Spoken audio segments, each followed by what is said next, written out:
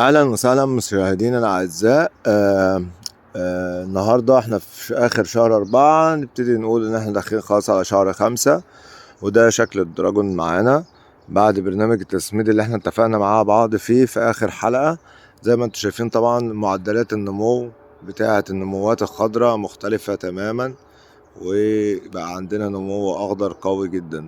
ده معناه ان التسميد بتاع الكربوهيدرات شغال معانا كويس جدا، وبقى كده في مخزون قوي من الكربوهيدرات متخزن في النبات، وعندنا الاحتياج او الكمية الكافية ان احنا لما نخش في موسم التزهير والاسمار يبقى عندنا تحويلات كويسة جدا. زي ما انتم شايفين الشجرة بسم الله ما شاء الله، يعني من فين لفين.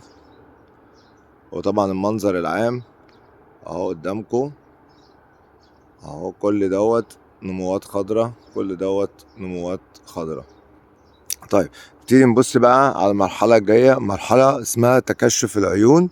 لما نبص كده نقرب كده شوية على العيون، هنلاقي ان العيون معانا هنا ابتدت ايه، تحبل كده شوية، يبقى فيها زي انتفاخ كده. هو الانتفاخات ديت معناها ان ابتدى خروج البرعم بتاع التزهير، هيبتدي يخرج مثلا في خلال من 15 ل20 يوم. فلما نلاقي كده العين منفخة معانا يبقى ده معناها ان في تحضير لعملية التزهير. هنا بقى نبتدي ننزل شوية بالكربوهيدرات، ونبتدي نعلي معانا الكالسيوم قوي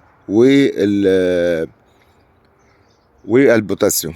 العنصرين دول في حد من بعض الناس يعني المصطلحات عايزها بالظبط. احنا الكالسيوم بيبقى في صورة نترات كالسيوم، والبوتاسيوم بيبقى في صورة سلفات بوتاسيوم، عشان يبقى الاسم بالظبط لو حد حب يشتريه. يعني ادي العين اهي قدامنا اهي، شايفين؟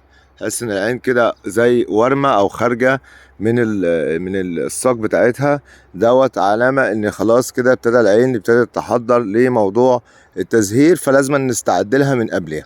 وقاعدة ثابتة لازم ناخدها كده يا جماعة مع بعضينا، ان التسميد رد الفعل بتاعه بيكون من 10 ل 15 يوم على حسب العنصر، وفي عناصر تانية بتوصل ل 20 يوم، 25 يوم، شهر، ازيد من كده. يعني عنصر الكالسيوم عنصر بطيء جدا جدا جدا في النبات.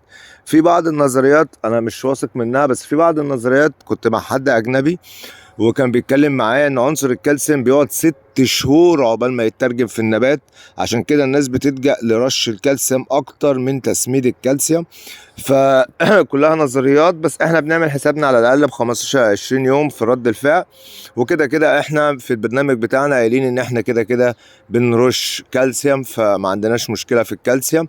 فهنبتدي ننزل بالازوت شوية ونعلى بالكالسيوم والبوتاسيوم معانا علشان نحضر عملية التزهير والعقد. واهم حاجة عندنا رشة الكالسيوم بوروم مع رشات محفزات التزهير، دي مهمة جدا. عنصر البورون في الوقت اللي احنا فيه ده يعتبر هو الاخطر والاهم عنصر موجود، لان هو دوت اللي هيعزز حبوب اللقاح اللي طالعة ويخليها غزيرة ويخلي خصوبتها عالية.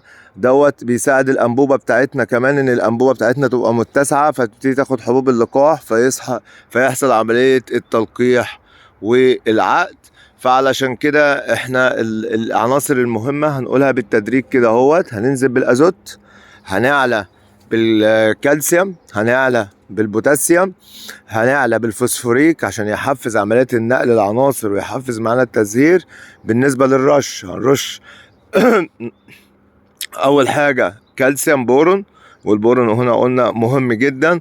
وهنرش طبعا عناصر وخصوصا عنصر الحديد، وهنبتدي نرش معانا كمان محفزات التزهير. محفزات التزهير بتبقى دايما فيها عالي الفسفور، فاهمني؟ دي اهم رشات موجودة في الوقت الحالي. يبقى احنا كده هنبتدي نخش على مرحلة التزهير والعقد. اعتقد الفيديو اللي جاي هيبقى بعد 15 يوم ولا حاجة في المزرعة ديت تحديدا، هيجي نبص هنلاقي براعم زهرية ابتدت تخرج معانا. طب لما يخرج معانا البراعم الزهر دوت، هيكون عنده الكربوهيدرات اللي متخزن، هيبقى عنده من الكالسيوم وعنده من البوتاسيوم اللي يساعده ان هو يحصل عملية الفلاورنج مظبوطة، ويحصل عملية التلقيح مظبوطة، ويحصل عملية العقد مظبوطة، ويحصل معانا عملية التحجيم مظبوط. يبقى احنا كده ماشيين بالظبط. بص لو بصينا على الدراعات ديت، بصوا الدراع ده كله منفخ، الدراع ده كله منفخ، فهو ده اللي هيحصل. عشان كده بقول لكم في خلال 15 ل 20 يوم هيبتدي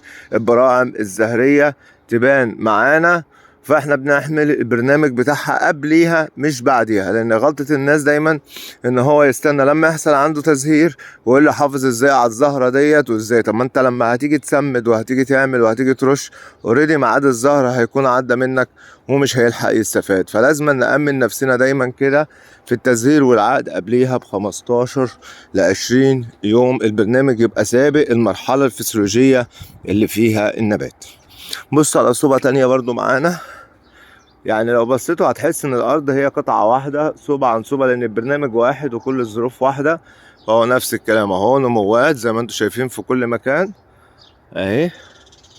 ده دليل ان عندنا برنامج تسميدي محترم، يعني النبات مطلع نموات من عين ابوه زي ما بيقولوا كده، من فوق مطلع، من تحت مطلع. طبعا الحاجات دي كلها لازم تتشال على الفور. هبلغ هنا المهندسين يبتدوا يتعاملوا مع كل النموات الزيادة ديت. انا مش محتاج النموات دي خالص، انا محتاج بس اللي في الاطواق اللي هي ضعيفة اللي زي كده مثلا، دي مش هاجي جنبيها.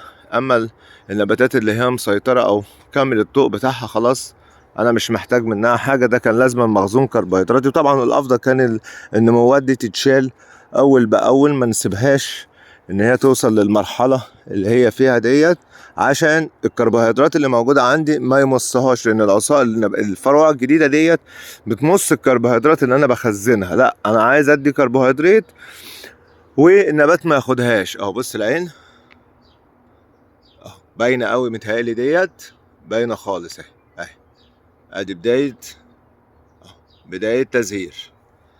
عشان كده بقول لكم نرجع تاني ان النموات ديت لازم كلها تنزل على طول، ما يبقاش فيه نموات موجوده، علشان الكربوهيدرات يبقى متخزن في النبات ما يفرغوش في نموات انا كده كده هشيلها مش محتاجها دلوقتي. دي صوبة عمر 3 سنين، وهنروح دلوقتي، واللي قبلها كانت صوبة عمر 3 سنين برضو. هنروح دلوقتي لصوبة تانية عمر 4 سنين نشوف الوضع فيها ايه. خليكم معايا. ده عمر 3،